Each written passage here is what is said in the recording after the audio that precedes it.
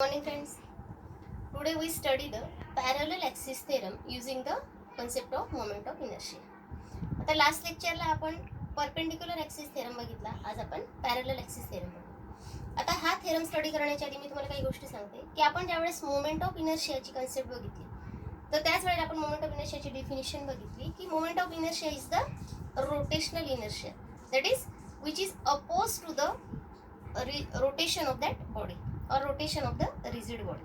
म्हणजे जेवढं moment rotational inertia जास्त तेवढं बॉडीचं रोटेशन करणं काय होतं, डिफिकल्ट होतं. आता आपण उदाहरणार्थ घेऊ की ही एखादी रिजिड बॉडी. आता ह्या रिजिड बॉडीचे पार्टिकल्स इक्वल डिस्टन्सवर किंवा मिनिमम डिस्टन्सवर आपल्याला हवे असतील तर आपला हा जो काही ॲक्सिस ऑफ रोटेशन हा काय आपल्याला सेंटरला ठेवावा लागेल. म्हणजे काय की जेव्हा मी ॲक्सिस ऑफ रोटेशन सेंटरला ठेवते किंवा ही बॉडी मी सेंटरमधून रोटेट करते तर ती मला इझिली रोटेट करता येते. म्हणजे कुठलीही बॉडी घ्या तुम्ही की तिला आपल्याला सेंटरमधनं रोटेट करणं काय होतं, इझी होतं as compare to ends or any other point. त्याचऐवजी जर का मी रोटेशनल ॲक्सिस ह्या पॉईंटला ठेवला तर मला बॉडीचं रोटेशन काय होतं, डिफिकल्ट जातं. किंवा मी ह्या एंडला जर का बॉडीचा ॲक्सिस ऑफ रोटेशन ठेवला तर त्यावेळेलाही मला काय होतं, बॉडीचं रोटेशन करणं काय होतं, थोडं डिफिकल्ट जाते. तर what is reason behind it. आता इथे मास तर कॉन्स्टंट आहे बॉडीचं, फक्त काय बदलत आहे, आरची व्हॅल्यू त्या ठिकाणी चेंज होते. म्हणजे काय की पार्टिकलचं जे काही डिस्टन्स आहे ॲक्सिस ऑफ रोटेशन पासून. आता इथे जर का मी ॲक्सिस ऑफ रोटेशन ठेवला सेंटरला तर हे जे काही पार्टिकल्स असतात एंडचे हे काय असतात, इक्वल डिस्टन्सवर असतात. पण त्याचऐवजी जर का मी ॲक्सिस ऑफ रोटेशन एंडला ठेवलेला असेल तर पार्टिकलचं जे काही ॲक्सिस पासूनचं डिस्टन्स असतं ते वाढतं.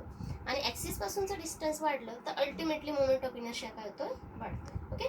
आणि हाच मोमेंट ऑफ इनर्शिया आपल्याला या ठिकाणी पॅरलल ॲक्सिस थेरमने फाइंड करायचं. ओके. तर आपल्याला पॅरलल ॲक्सिस थेरम या ठिकाणी एक्सप्लेन करायचं आहे किंवा त्याचं स्टेटमेंट सांगण्याच्या आधी मी त्याचं थोडंसं एक्सप्लेनेशन तुम्हाला सांगते की पॅरलल ॲक्सिस थेरमनुसार आपल्याला काय करायचं आहे की ह्या बॉडीमधनं इथून म्हणजे सेंटरमधून नाही तर ह्या एंडपासनं किंवा ह्या इकडच्या एंडपासनं किंवा थोड्या अंतरावर असलेल्या ॲक्सिसचा मोमेंट ऑफ इनर्शिया आपल्याला फाइंड करायचं आहे. मग ह्या ॲक्सिसचं मोमेंट ऑफ इनर्शिया फाइंड करण्यासाठी दोन कंडिशन आपल्याला त्या ठिकाणी यूज करायचे आहेत. फर्स्ट कंडिशन आहे की हा जो ॲक्सिस आहे हा एंडपासनं किंवा एंडच्या जवळपर्यंत गेला पाहिजे. आणि दुसरी कंडिशन आहे की त्यालाच पॅरलल आपल्याला काय करायचं आहे, कारण की आपण पॅरलल ॲक्सिस थेरम वापरतोय त्यामुळे त्यालाच पॅरलल आपल्याला एक दुसरा ॲक्सिस घ्यायचा आहे. Which axis is the parallel to first axis and which is going from the centre of that body. Okay. दोन कंडिशन्स लक्षात आल्या तुमच्या की जेव्हा आपल्याला एखाद्या ॲक्सिसचं मोमेंट ऑफ इनर्शिया फाइंड करायचं असेल तर त्यासाठी आपल्याला त्याच बॉडीला त्याच ॲक्सिसला पॅरलल असलेला एक दुसरा ॲक्सिस हवा आहे जो ॲक्सिस काय असेल, पहिल्या ॲक्सिसला पॅरलल असेल आणि तो त्या बॉडीच्या सेंटरमधून गेलेला पाहिजे. ओके. कारण का की त्या बॉडीच्या सेंटरमधून जो ॲक्सिस जाईल त्याचं मोमेंट ऑफ इनर्शिया काय असणार आहे, मिनिमम असणार आहे. आणि अशा प्रकारे मग आपल्याला पॅरलल ॲक्सिस थेरम त्या ठिकाणी स्टडी करायचं आहे. आता मी तुम्हाला हे पॅरलल ॲक्सिस थेरमचं स्टेटमेंट सांगते की what is the statement of. तर पॅरलल ॲक्सिस थेरमचं स्टेटमेंट काय म्हणतं आपलं की moment of inertia of any axis, कुठल्या ॲक्सिसचं moment of inertia is equals to sum of M I of body about an axis passing through its centre and the product of mass of that body and square of the perpendicular distance between both axes. Statement लक्षात आलं तुमच्या की एखाद्या बॉडीचं किंवा एखाद्या बॉडीच्या ॲक्सिसचं moment of inertia म्हणजे हा आपला ए समजा ओ ॲक्सिस आपण कन्सिडर केला तर ह्या ओ ॲक्सिसचं मोमेंट ऑफ इनर्शिया आपल्याला फाइंड करायचं असेल then mi of body about this axis is equals to sum of mi of body the axis passing through its center of mass किंवा सेंटर म्हणजे त्याच्या सेंटरमधनं गेलेला जो ॲक्सिस असेल हा समजा आपला सी ॲक्सिस असेल which is passing through the centre of that body and the sum of mass of that body and square of the perpendicular distance between both the axes. म्हणजे याचं मॅथमॅटिकल स्टेटमेंट मी तुम्हाला सांगते की या ठिकाणी if the M I of the axis passing through, आता हा ओ axis आहे याच्या अलॉंग असलेलं मोमेंट ऑफ इनर्शिया समजा आपण आय ओ म्हटलं, so the M I of axis passing through the body is equals to sum of moment of inertia of the body of axis passing through the centre. म्हणजे कसली समजणार आहे, सेंटरमधनं pass होणाऱ्या ॲक्सिसचं moment of inertia I C असेल and the product of mass of that body and square of the perpendicular distance between both the axes. म्हणजे ह्या दोन ऍक्सिस मधलं जर का डिस्टन्स h असेल तर आणि त्या बॉडीचा मास m असेल तर IO equal to IC plus MH square. This is the statement of parallel axis theorem. येते लक्षात? पुन्हा एकदा स्टेटमेंट लक्षात घ्या. The moment of inertia of body about any axis is equals to sum of moment of inertia of the body of axis passing through its center and the product of mass of that body and square of the perpendicular distance between both the axes. Now this is our mathematical statement of the parallel axis. मग हा parallel axis चे statement prove करण्यासाठी आपण या ठिकाणी एक diagram draw केलेली. आता हे दोन पॅरलल ऍक्सिस काढले. पहिला ऍक्सिस आहे ज्याच्या अलोंगचं मोमेंट ऑफ इनर्शिया आपल्याला फाइंड करायचं आहे. And second axis is the axis C, which is passing from the center of that body. Now if we here we consider any point P or any particle P of mass dm, एक small particle आपण consider केलं ज्याचं mass dm एवढं आहे and which is at distance r from the axis O and distance ro or r0 from the axis C.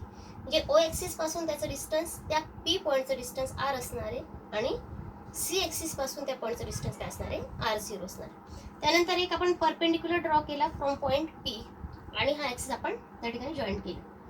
तर CD हे distance आपण x एवढं घेतलं असं कन्सिडर करा. ठीक आहे, लक्षात येते तुमच्या? तर आपण ही आकृती या ठिकाणी तयार केली. हे डिस्टन्स r आहे, हे r0 आहे, हे x आहे आणि इथलं डिस्टन्स h. तर आता आपल्याला मोमेंट ऑफ इनर्शिया अनुसार आपण दोन्ही ऍक्सिसचं मोमेंट ऑफ इनर्शिया त्या ठिकाणी फाइंड करू शकतो. तर along axis O moment of inertia of particle is, आता आधी फक्त पार्टिकलचं मोमेंट ऑफ इनर्शिया काढू आणि त्याचं इंटिग्रेशन घेतलं तर आपल्याला काय मिळतंय होल बॉडीचं मोमेंट ऑफ इनर्शिया किंवा आपण डायरेक्टली होल बॉडीचं मोमेंट ऑफ इनर्शिया त्या ठिकाणी लिहू शकतो. सुरुवातीला आपण फक्त पार्टिकलचं घेऊ. म्हणजे along axis O the moment of inertia IO of this particle only is, तर पार्टिकलचं मोमेंट ऑफ इनर्शिया काय असतं dm into mass of that particle and into distance. Distance काय आहे r². लक्षात आलं? तर त्या पार्टिकलचं moment of inertia along axis O आपण काय घेतलंय dm इंटू r². तर त्याच बॉडीच्या अलॉंगचं किंवा त्याच ऍक्सिसच्या अलॉंग होल बॉडीचं मोमेंट ऑफ इनर्शिया काय मिळेल आपल्याला या इक्वेशनला इंटिग्रेट करून मिळू शकतो. म्हणून मग mi ऑफ होल बॉडी